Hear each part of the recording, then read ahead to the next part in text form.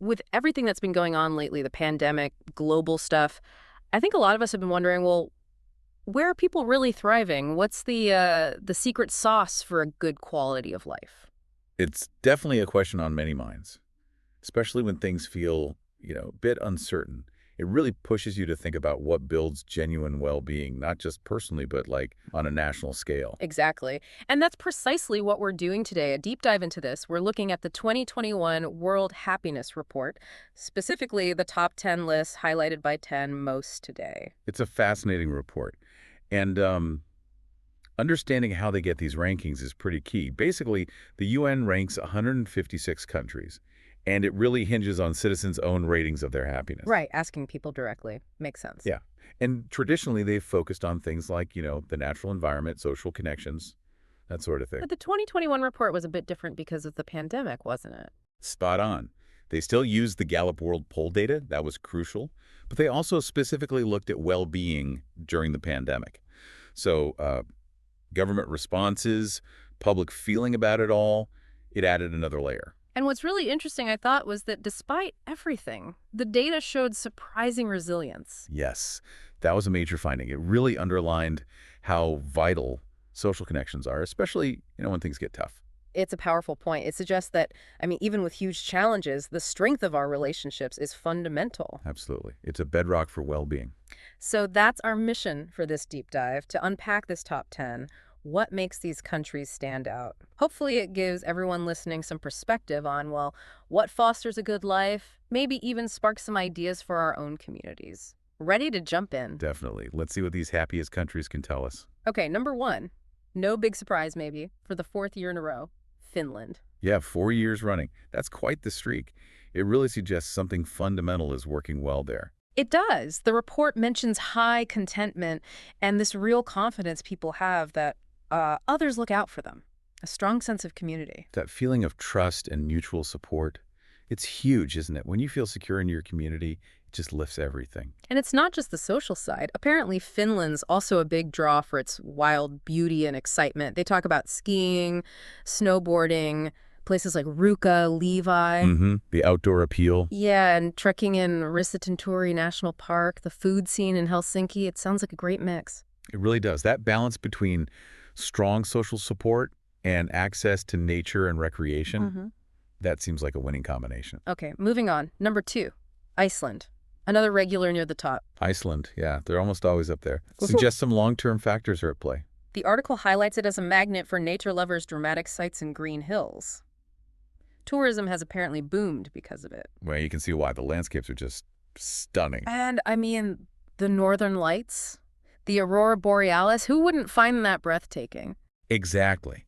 Access to that kind of natural wonder, the sheer awe of it, it has to contribute. Plus, all the outdoor activities, it's consistently linked to better mental health. Makes sense.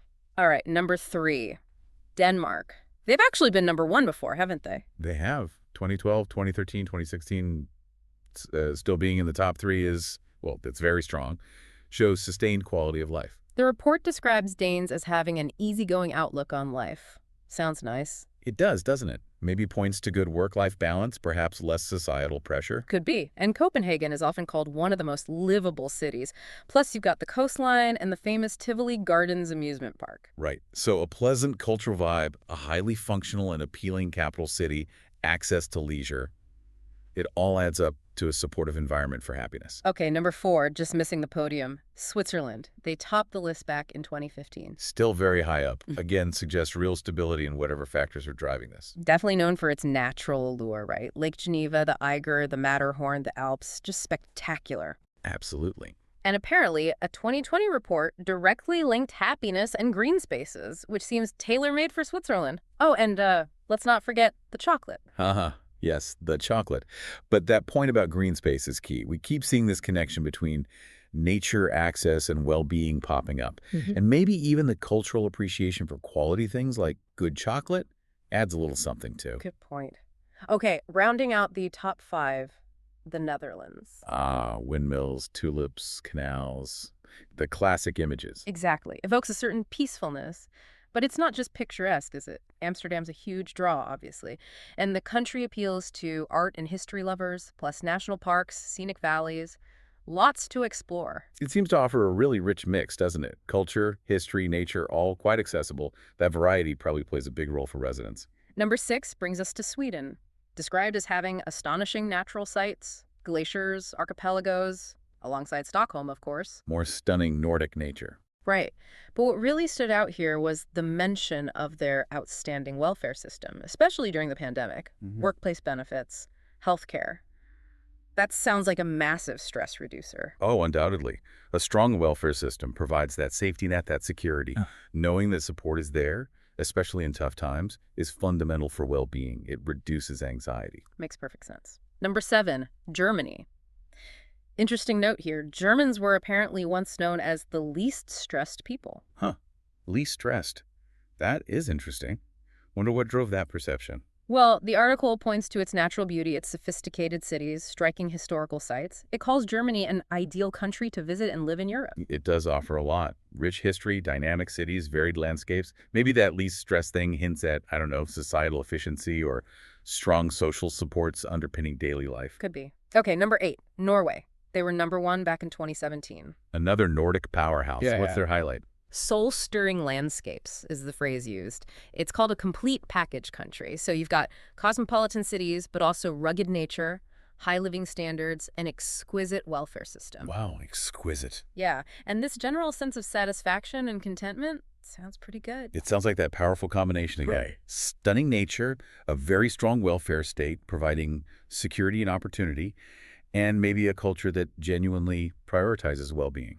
Number 9 takes us down under to New Zealand. The article explicitly links their happiness to outdoor spaces, citing research. There's that theme again, nature and well-being. Yeah. How does New Zealand showcase it? Well, spectacular mountains, lots of adventure activities, beautiful coastline, the usual suspects for New Zealand. Right. But interestingly, it also mentions a safe community feel and the phenomenal leadership of Jacinda Ardern, particularly her response to COVID, as contributing factors.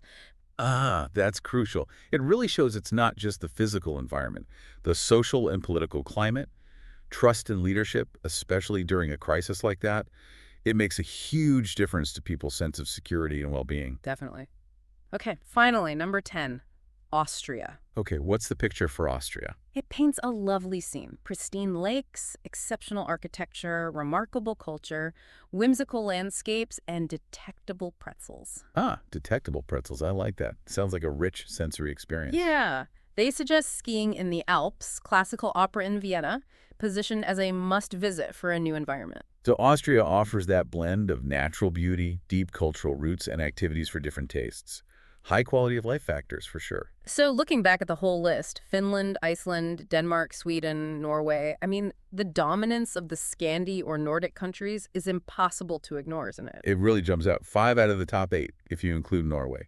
It strongly suggests some shared factors are at work there. And the article points to exactly that, a strong sense of trust, social cohesion, and sense of community. That seems to be the common thread. Absolutely. Those are foundational. High trust makes everything smoother, less friction. Strong communities provide that vital sense of belonging, of being supported. And one last really key point from the report. Overall, happiness evaluations weren't primarily driven by COVID itself. Which is quite surprising, but maybe hopeful. It suggests that while the pandemic was obviously huge, those deeper, more fundamental drivers of national happiness like trust, like community, held relatively steady. So if we boil it all down, the big takeaway seems to be that happiness, at least in these top countries, comes from a mix. It's those crucial social factors, trust, community, strong welfare systems, often paired with great access to appealing natural environments. Exactly. It's not just one thing. It's an ecosystem of well-being. And it really highlights that while our individual lives matter hugely, the wider society, the culture, the systems, they play a massive role in shaping overall happiness levels. It really makes you think, doesn't it? Considering all these elements, what resonates most when you think about your own well-being, or what makes a place good to live? Is it the community, the nature, the safety net? That's the reflection point, isn't it? What do we take from this? Maybe It offers some food for thought about what we prioritize both individually and collectively. Are we building trust? Are we nurturing our communities, valuing our environment? Yeah. I mean, the pursuit of happiness is obviously ongoing for everyone. Hopefully, this deep dive into what makes these countries tick has offered some valuable perspectives to consider wherever you are.